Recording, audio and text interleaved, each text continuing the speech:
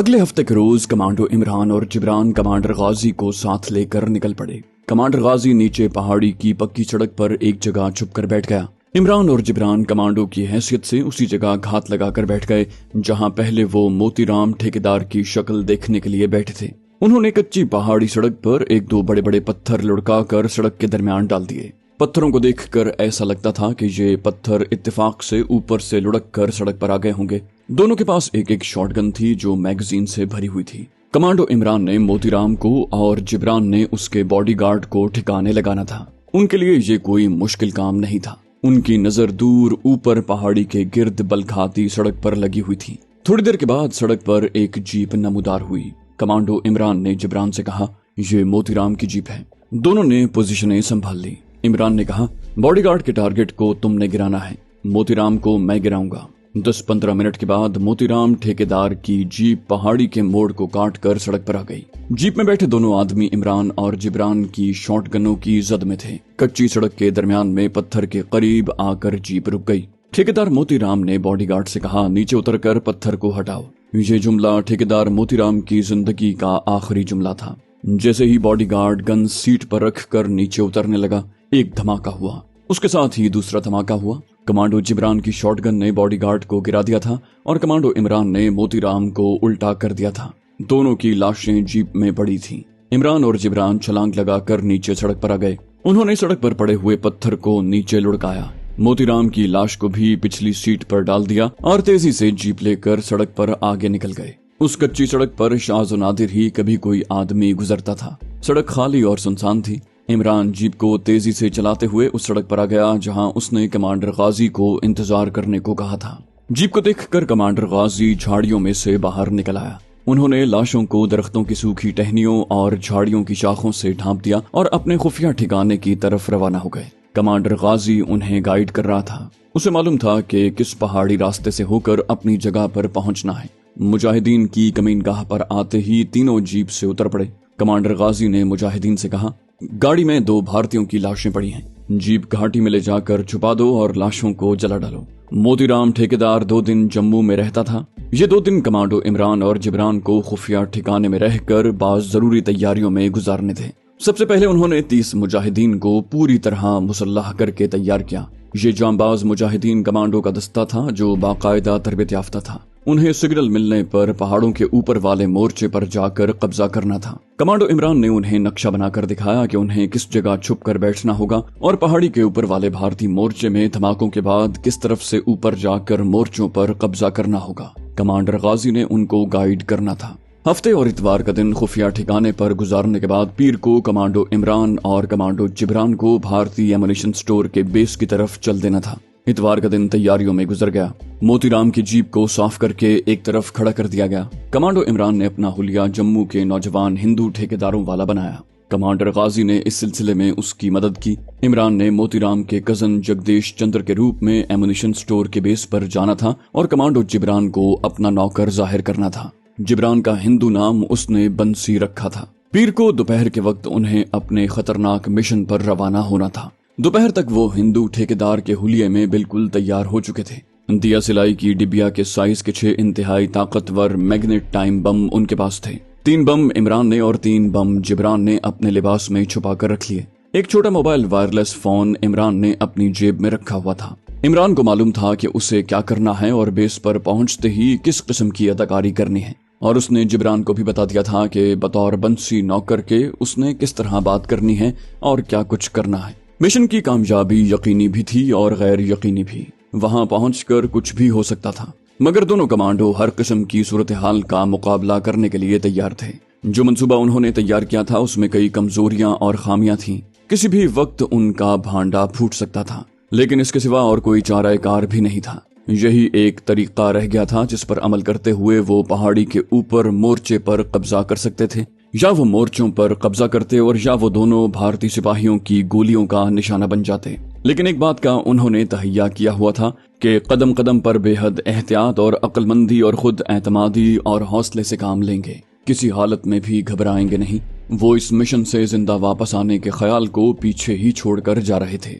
Commander गाजी को 30 मुजाहिदीन के मुसल्ला दस्ते के पास रहना था और उसे कमांडो इमरान और कमांडो जिब्रान के सिग्नल के बाद पहाड़ी के ऊपर चढ़कर भारतीय मोर्चों पर कब्जा करना था। ये मुजाहिदीन उन पहाड़ियों के तमाम नशिब फराज से वाकिफ थे। कमांडो एक्शन मंगलवार को यानी एक दिन के बाद रात के वक्त तय किया गया था। इससे ज्यादा वक्त वो नहीं लेना चाहते थे। उनका राज किसी भी वक्त फाश हो सकता था। उनकी इत्तला के मुताबिक मंगलवार की शाम होने से जरा पहले पहाड़ी के ऊपर वाले भारतीय मोर्चों को एमुनिशन और राशन वगैरह की सप्लाई जाया करती थी। उसी शाम वो धमाका कर देना चाहते थे। ज्यादा वक्त देने से खतरा था कि एमुनिशन स्टोर के बेस पर नीचे से कोई दूसरी भारतीय यूनिट ना आ जाए।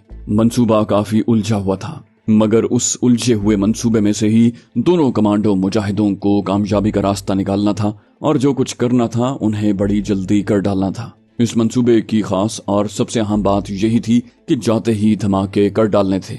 बस उन धमाकों के लिए थोड़ी सी अदाकारी करके जमीन को हमवार करना था। पीरवार की दोपहर को इमरान और जिब्रान अपने मिशन पर रवाना हो गए। उन्हें मालूम था कि जिस पहाड़ी रास्ते से मोतीराम ठेकेदार उतर कर आया था, उन्हें उसी रास्ते से पहाड़ी के ऊपर एमुनिशन स्टोर के बेस पर जाना है। इमरान मोतीराम के जम्मू वाले ठेकेदार भतीजे जगदीश चंद्र के हुलिये में जीप चला रहा था, जबकि कमांडो जिब्रान उसके नौकर बंसी के रूप में खद्दर की सदरी और खद्दर का तंग पाजामा पहने, माथे पर तिलक लगाए जीप के पीछे बैठा हुआ था। वहाँ एक बहुत बड़ा खतरा और था। वो खतरा ठेकेदार मोतीराम का मुंशी था। अगर उसके मुंशी ने मोतीराम के भतीजे जगदीश चंद्र को पहले कहीं देखा हुआ होगा तो वहीं उनका राज फाश हो सकता था। लेकिन कमांडर गाजी के मुखबरों ने खास तौर पर यह बात कही थी कि मोतीराम का भतीजा जगदीश चंद्र कारगिल के महास पर कभी नहीं आया, क्योंकि वहां जंग लगी हुई थी और जगदीश चंद्र डरता था। जैसे जैसे पहाड़ी बेस का एमुनिशन सेंटर करीब आ रहा था, दोनों कमांडो मुजाहिद अपने आप को पूरी तरह तैयार कर रहे थे। आखिर जीप एमुनिशन सेंटर में पहुंच गई।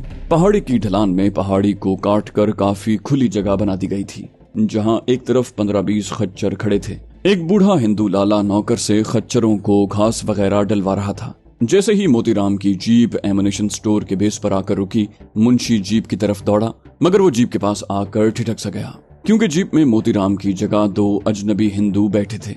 इमरान जीप बंद करके नीचे उतरा और मुंशी को हाथ जोड़कर प्रणाम करते हुए बोला, राम राम मुंशी मुरलीदास जी, मैं मोतीराम का भतीजा जगदीश चंद्र हूँ। चाचा जी को एक जरूरी काम से दिल्ली जाना पड़ गया है। उन्होंने अपने नौकर बंसी के साथ मुझे भेज दिया है कि सप्लाई का काम जारी रह सके। उसके साथ ही इमरान ने बड़ी बेतकल्लुफी से मुंशी मुरलीदास से हाथ मिलाया और ऊंची आवाज में बोला, मुरलीदास जी, चाचा जी आपकी बड़ी तारीफ कर रहे थे। कहते थे कि अगर मुरलीदास मेरे पास न होता तो मैं सेक्टर में ठेकेदारी नहीं कर सकता था। मुंशी मुरलीदास ने जगदीश चंद्र को वाकई पहले नहीं देखा हुआ था। वो कैसे यकीन न करता कि ये शख्स उसके मालिक का भतीजा नहीं है। इमरान ने बड़ी बेतकल्लुफी से उसका नाम भी लिया था और जीप भी उसके मालिक ठेकेदार मोतीराम की ही थी। ये बात उस हिंदू बूढ़े मुंशी मुरलीदास का बूढ़ा दिमाग सोच ही नहीं सकता था कि इसके पीछे कोई जबरदस्त प्लानिंग भी हो सकती है। ऊपर से इमरान ने जेब से 100 के 5 नोट निकाल कर मुंशी को दे दिए। फिर कहा, मुंशी जी, ये चाचा जी ने आपके लिए दिए हैं। कह रहे थे जगदीश पुत्र जाते ही मेरे मुंशी को ये पैसे दे देना, उसके काम आएंगे। चाचा जी ने यह भी कहा था कि मुंशी मुरलीदास जी मेरे लिए पिता सम्मान है। 500 रुपए लेने के बाद मुंशी मुरलीदास बहुत ही खुश हुआ और अपने बूढ़े हाथों से नोट सदरी की जेब में रखते हुए बोला, महाराज इसकी क्या जरूरत थी भला, हम अपने मालिक का ही दिया हुआ खाते हैं। जगदीश चंद्र यानी इमरान ने जेब से मजीद 100 रुपए का नोट निकाल कर मुंशी को दिया और कहा, मुंशी जी ये मेरी तरफ से रख लें, आप भी मेरे लिए पिता की जगह हैं। मुंशी मुरलीदास तो खुशी से निहाल हो गया। कहने लगा, महाराज हमारे मालिक की तरह आप भी बड़े दयालु हैं। आप अंदर जाकर मुंह हाथ धोएं, मैं आपके लिए भोजन पानी का बंदोबस्त करता हूँ। कमांडो इमरान ने चोरी आंख से देखा कि दाईं जानिब लकड़ी का एक छोटा सा कैबिन बना हुआ था। उसने जिब्रान से कहा, चल बे बंसी, अंदर चलकर मेरे लिए बिस्तर लगा दे। जिब्रान हाथ जोड़कर बोला, जी महाराज, और जल्दी से लकड़ी के कैबिन में चला गया। जगदीश चंद्र यानी इमरान को मालूम था कि ऊपर वाले मोर्चों में मंगल की दोपहर को एमुनिशन और राशन पानी सप्लाई किया जाता है और एमुनिशन स्टोर का इंचार्ज सूबेदार मेजर बंसी लाल है। वो मुंशी जी को साथ लेकर खच्चरों के पास आ गया और बोला, अपने सूबेदार मेजर बंसी लाल जी ठीक ठाक है ना? चाचा जी ने कहा था कि सूबेदार जी को भी जाते ही मेरा प्रणाम कहना और कहना कि मैं 2-3 दिन के बाद पहुंच जाऊंगा। मुंशी जी बोले, हाँ महाराज, सूबेदार जी बिल्कुल प्रसन्न हैं। आइए मैं आपको उनसे मिलवाता हूँ। सामने ही पहाड़ी का एक कुदरती गार था। उसके बाहर एक सिपाही गार्ड ड्यूटी पर खड़ा हुआ था और एक फौजी कुर्सी पर बैठा था। ये सूबेदार मेजर बंसीलाल था। मुंशी ने सूबेदार को प्रणाम करते हुए कहा, महाराज मोतीराम जी को जरूरी काम है, दिल्ली हेडक्वार्टर जाना पड़ गया है। उन्होंने अपने भतीजे जगदीश चंद्र जी को भेजा है, ये भी जम्मू में मिलिट्री कॉन्ट्रैक्टर हैं। इमरान ने सूबेदार मेजर को सोचने का मौका ही न दिया और हाथ जोड़कर प्रणाम किया। बोला, महाराज चाचा जी आपकी बड़ी तारीफ करते थे, आपको उन्होंने प्रणाम करने को कहा है। मैं भी बड़ी मुश्किल से अपने काम में से वक्त निकाल कर आया हूँ, 2 दिन तक चाचा जी पहुँच जाएंगे। इमरान ने आगे बढ़कर सूबेदार मेजर से हाथ भी मिलाया और कहा, महाराज आप भारत माता के पवन पुत्र सपूत हैं, आप रणबीर हैं, यानी मैदान के शेर हैं। सूबेदार मेजर अनपढ़ फौजी था, अपनी तारीफ सुनकर फूल गया। कहने लगा, मुंशी मुरलीदास जी, जगदीश जी की खूब सेवा करना। बूढ़ा मुंशी ऐनक आंखों पर ठीक तरह से जमाता हुआ बोला, महाराज ये तो मालिक हैं। इमरान ने सूबेदार मेजर से कहा, चाचा जी ने कहा था कि मंगलवार को ऊपर सप्लाई लेकर जानी है। खच्चर तो मैंने देख लिए हैं, आदमी कितने साथ जाते हैं। सूबेदार मेजर बोला, कल दोपहर तक आदमी भी आ जाएंगे, तुम फिक्र न करो, सारी सप्लाई मैं खुद खच्चरों पर लदवा दूंगा। इमरान हाथ जोड़कर बोला, महाराज की बड़ी कृपा है, चाचा जी आपकी बड़ी प्रसन्नता करते हैं। कहते थे सूबेदार मेजर बड़े महान सपूत हैं। सूबेदार मेजर खुशी से फूल कर बोला, मोतीराम जी भी हमारा बड़ा ख्याल करते हैं। इमरान ने हाथ जोड़कर कहा, सूबेदार मेजर जी आज्ञा दें, जरा मुंह हाथ धो लूं, फिर आपसे बातें होंगी। सूबेदार मेजर ने कहा, बेशक आ जाना, फिक्र नहीं। और इमरान जानी जगदीश चंद्र हिंदुओं की तरह मिस्कीनी चाल चलता लकड़ी के कैबिन में दाखिल हो गया। इमरान जगदीश चंद्र के रूप में जितनी देर सूबेदार मेजर बंसीलाल के पास खड़ा रहा, उसने गार का पूरी तरह से जायजा ले लिया था, जहां एमुनिशन स्टोर किया हुआ था और जिसे उसने उड़ाना था। ये एक बात उसके मिशन के हक में जाती थी कि वहां सिवाय एक सिपाही और सूबेदार मेजर के और कोई भारतीय फौजी अफसर या सिपाही नहीं था। कैबिन में लोहे की अस्पतालों वाली चारपाई पर एक मैला सा बिस्तर लगा हुआ था और एक लिहाफ भी तह करके रखा हुआ था। कमांडो जिब्रान उसके नौकर बंसी के रूप में बिस्तर को ठीक ठाक कर रहा था। कमांडो इमरान ने आहिस्ता से कहा, सब काम ठीक जा रहा है। सामने गुसल खाना था, जहां नलके के नीचे बाल्टी पड़ी थी। एक लकड़ी की चौकी पास रखी हुई थी। दीवार पर मैला सा तौलिया लटक रहा था। दीवार पर एक टूटा हुआ आईना लगा था। आईने के नीचे छोटी सी कार्नस पर कंघी, साबुनदानी और तेल की बोतल पड़ी हुई थी। इमरान ने यूं ही थोड़ा सा मुंह हाथ धोया और बिस्तर पर बैठ गया। दरवाजा खुला हुआ था। बाहर दरख्त के नीचे खच्चर खड़े थे, जिन्हें एक लड़का चारा वगैरह डाल रहा था। इतने में मुंशी जी आ गए। कहने लगे, ऊपर रसोई है फौज की, मैंने कह दिया है कि मालिक जम्मू से आ गए हैं, उनके लिए भोजन पानी होगा, थोड़ी देर में सब कुछ ले आऊंगा। इमरान ने कहा, मुंशी जी कोई चिंता न करें, हमने रास्ते में भोजन कर लिया था। मुंशी बोला, नहीं महाराज, ये कैसे हो सकता है, मैं कह आया हूँ, बस भोजन 5 मिनट में तैयार हो जाएगा। मुंशी चला गया तो कमांडो जिब्रान यूं ही इधर उधर झाड़ फूंक करने लगा और आहिस्ता से बोला, अभी तो सब ठीक है। इमरान ने आहिस्ता से जवाब दिया, ठीक ही रहेगा इंशाल्लाह। कमांडो जिब्रान कहने लगा, ठेकेदार मोतीराम मेरा ख्याल है बुधवार को यानी परसों यहाँ मुतवक्के है। इमरान ने कहा, लेकिन अब तो वो अगले जहान पहुंच चुका है और मैंने कह दिया है कि वो दिल्ली गया हुआ है। हम कल दोपहर को ही अपना कमांडो एक्शन शुरू कर देंगे। मैं सबसे पहले एमुनिशन स्टोर के अंदर बम लगाऊंगा और उसके बाद तुम्हारे खच्चरों पर सप्लाई लाद कर ऊपर वाले भारतीय मोर्चों में जाऊंगा और जहां गोला बारूद रखा जाएगा वहीं दूसरा टाइम बम भी लगा दूंगा। टाइम मैं 2 घंटे का रखूंगा, उसके अंदर ही हम अपना काम खत्म करके यहाँ से निकल चुके होंगे। जिब्रान कहने लगा, तो फिर तुम मेरे वाले 3 टाइम बम भी अपने पास ही रख लो। कमांडो इमरान ने कहा, ऐसा करो 2 टाइम बम मुझे दे दो, एक तुम अपने पास ही रखना, कोई भी इमरजेंसी पैदा हो सकती है, मगर याद रखना बम का क्लॉक टाइम 2 घंटे का रखना। जिब्रान बोला, ठीक है, मैं समझ गया। वो रात उन्होंने एमुनिशन बेस पर कैबिन में ही गुजारी। दूसरे दिन दोपहर के वक्त सप्लाई ऊपर मोर्चों में ले जानी थी। कमांडो इमरान ठेकेदार जगदीश चंद्र के रूप में बड़ी चाबुकदस्ती से काम ले रहा था और उसने 15 के 15 खच्चर बिल्कुल तैयार करवा लिए थे। 12 बजे 15 मजदूर आ गए। ये सारे पहाड़ी देहाती हिंदू थे और यही ऊपर राशन और एमुनिशन की सप्लाई ले जाया करते थे। मुंशी भी निगरानी पर लग गया। कमांडो इमरान और जिब्रान बड़ी होशियारी और बाज़ाहिर जिम्मेदारी के साथ मजदूरों को डांटते हुए एमुनिशन के क्रेट और राशन की सप्लाई वगैरह खच्चरों पर लदवाने लगे। 2 घंटे में 15 के 15 खच्चरों पर एमुनिशन वगैरह लदवा दिए गए। आखिरी खच्चर पर लादने के लिए क्रेट स्टोर से निकलवाने के लिए कमांडो जिब्रान खुद एमुनिशन स्टोर के अंदर चला गया। सूबेदार मेजर बंसीलाल वहां मौजूद था और अपनी निगरानी में गोलों के क्रेट बाहर निकलवा रहा था। कमांडो इमरान ठेकेदार जगदीश चंद्र के रूप में बड़ी जिम्मेदारी के साथ मजदूरों को डांट डपट कर रहा था। ध्यान से क्रेट उठाओ, खबरदार हाथ मजबूत डालना, कोई क्रेट नीचे न गिर पड़े, बड़ी जिम्मेदारी का काम है। वो ये सब कुछ डोगरा सूबेदार को दिखाने के लिए कर रहा था। सूबेदार मेजर का रुख दूसरी तरफ हुआ तो कमांडो इमरान ने अपनी सदरी की जेब में से माचिस की डिबिया के साइज का टाइम बम निकालकर अपनी मुट्ठी में ही रखा और वहीं अंगूठे से उसका टाइम बटन दबा दिया। क्लॉक को उसने पहले ही 2 घंटे के दौरानिये पर सेट कर रखा था। उसका अंगूठा दबाते ही क्लॉक ने चलना शुरू कर दिया। पहाड़ी गार गोला बारूद के एमुनेशन से भरा हुआ था। पहाड़ी मजदूर एक क्रेट को उठा रहे थे।